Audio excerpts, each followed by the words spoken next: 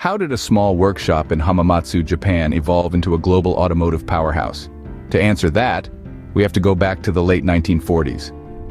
In the aftermath of World War II, amidst a landscape of destruction and despair, a ray of hope emerged from the humble city of Hamamatsu. This hope was embodied in a man named Soichiro Honda, an engineer with a dream fueled by his passion for mechanics and an insatiable curiosity for innovation. Honda wasn't simply a man of ideas, he was also a man of action. His first venture was as audacious as it was unconventional. Picture this: surplus military engines, relics of a painful past, were sitting unused and forgotten. Honda saw beyond their military history and envisioned a future where these engines would aid the transportation needs of the Japanese people. So he got to work. His vision? To convert these surplus engines into motorized bicycles. It was a stroke of genius that not only solved a practical problem but also gave these engines a new lease on life. His motorized bicycles were a lifeline for many Japanese workers struggling with commuting issues in the strenuous post-war years. But Honda's passion didn't stop there. His penchant for unconventional solutions and his knack for turning problems into opportunities quickly gained attention. Soichiro Honda, the man, was slowly but surely becoming Honda, the brand. His journey, however, was just beginning. From a small workshop in Hamamatsu to the global stage, Honda's story is one of passion and perseverance. It's a story of how a man's love for mechanics transformed the transportation landscape forever.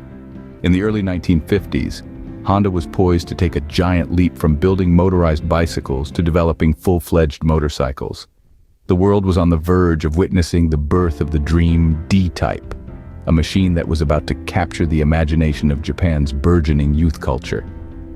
This was just the start for Soichiro Honda. His innovative solutions and unconventional ideas were about to take the world by storm. By the early 1950s, Honda Motors was no longer just a workshop, but a rising star in the world of motorcycles. Soichiro Honda's innovative spirit had led the company from retrofitting surplus military engines onto bicycles to designing and manufacturing their own motorcycles. The Dream D-Type, a lightweight and efficient model, was their first major success. It wasn't just a machine, but a symbol of aspiration for Japan's burgeoning youth culture, capturing their imaginations and fueling a growing demand for Honda's products. The success of the Dream D-Type wasn't confined to Japan. It reverberated across oceans, prompting Honda to set its sights on the global market. And so, the company expanded, opening offices in Europe and the United States. Honda was no longer a local player but a global contender in the motorcycle industry. But Honda didn't rest on its laurels. The 1960s brought a new challenge and a new opportunity. The company decided to venture into the world of automobiles, a move that was met with skepticism from industry veterans. After all, the leap from 2 wheels to 4 was not a small one. But Soichiro Honda was not one to shy away from a challenge. In 1963, Honda introduced 2 vehicles that were modest in size but groundbreaking in engineering: the T360 mini truck and the S500 sports car. These vehicles reflected Honda's motorcycle roots, particularly in their chain-driven engines, a feature that set the brand apart in the automobile industry. The transition wasn't easy, but Honda's commitment to innovation and quality ensured their success.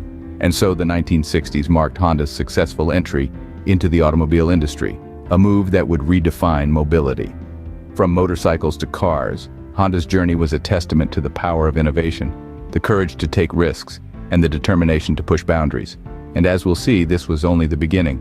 The 1970s saw Honda making significant strides in the automotive world, especially during the oil crisis. The year 1973 was a game-changer for Honda. Amidst an energy crisis that had the world in its grip, Honda introduced the Civic, a compact car that prioritized fuel efficiency and practicality.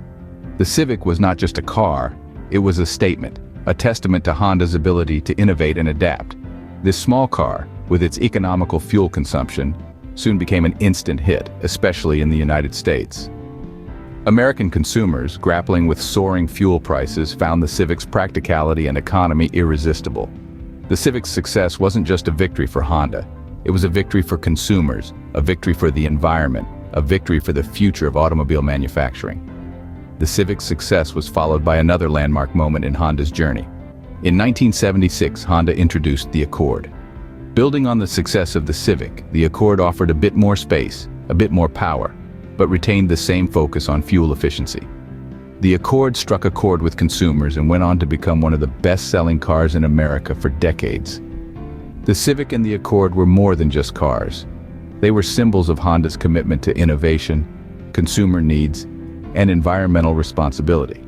The introduction of these models marked a turning point in Honda's story, a point where Honda wasn't just a player in the automotive world, but a game changer. These models didn't just sell well, they set the stage for Honda's future endeavors. They demonstrated that Honda was willing to challenge the status quo, to innovate and to adapt. They showed that Honda was not just about making cars, it was about making a difference. Through the Civic and the Accord, Honda was able to make a mark in the automotive world. These models became the foundation on which Honda built its reputation, a reputation for reliability, innovation, and a commitment to a sustainable future. The Civic and Accord marked the start of Honda's ascent in the automotive world.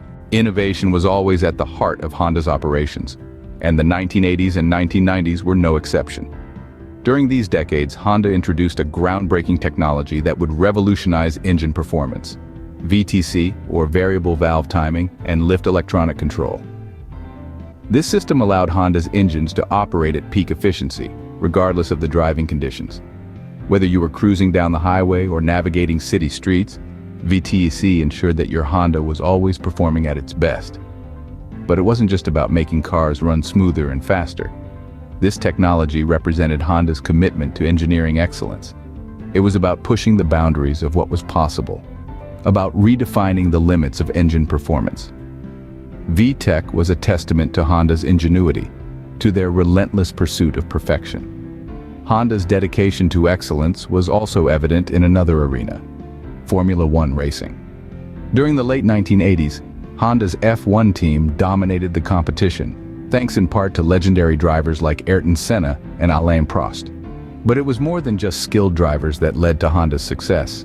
Their F1 cars were marvels of engineering, featuring the same innovative technologies that Honda was incorporating into their consumer vehicles.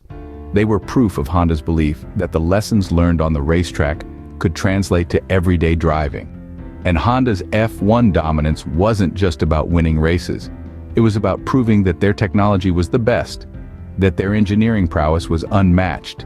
It was about demonstrating Honda's commitment to pushing boundaries, to constantly striving for more.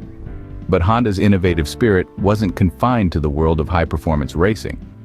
Their dedication to innovation and excellence was about to make a significant impact on the world of everyday transportation. They were about to introduce a technology that would change the way we think about cars and driving. Honda's innovative spirit was not confined to the racetrack. It was about to change the course of everyday transportation. As the new millennium dawned, Honda ventured into uncharted territories. They began to explore the possibilities of alternative energy, launching the Insight, one of the first hybrid vehicles on the market. This innovative machine laid the groundwork for a new era of sustainable transportation, combining an efficient gasoline engine with an electric motor for improved fuel economy. But Honda didn't stop there. They continued to push the envelope, developing hydrogen fuel cell vehicles and electric cars. These cutting-edge technologies showcased Honda's commitment to creating a future where transportation doesn't compromise the health of our planet. Imagine a world where vehicles run on hydrogen, a resource as abundant as the water in our oceans. Or envision a future where electric cars are the norm, silently whisking us to our destinations while leaving no carbon footprint behind. These are the visions that drive Honda's quest for sustainable mobility. Honda's commitment to a sustainable future was clear, but they were not done pushing boundaries. Today, Honda is not just about cars and motorcycles. Honda's quest for innovation has propelled them into the realms of robotics and aviation. They've launched products that not only push the boundaries of mobility, but also demonstrate the breadth of their engineering prowess. Enter the Honda Jet, a light business jet that showcases the company's versatility. It's a testament to Honda's commitment to revolutionizing transportation, not just on the ground, but in the skies as well. Then there's Asimo, a humanoid robot. More than just a marvel of robotics, Asimo embodies Honda's vision for the future. It's a future where mobility extends beyond vehicles, where innovation is not confined to the road or the sky, but reaches into our homes and our everyday lives. From a small workshop in Hamamatsu to a global powerhouse, Honda's journey is a testament to the power of innovation and perseverance. Today, Honda stands as a symbol of reliability, sustainability, and a relentless drive to redefine the boundaries of transportation.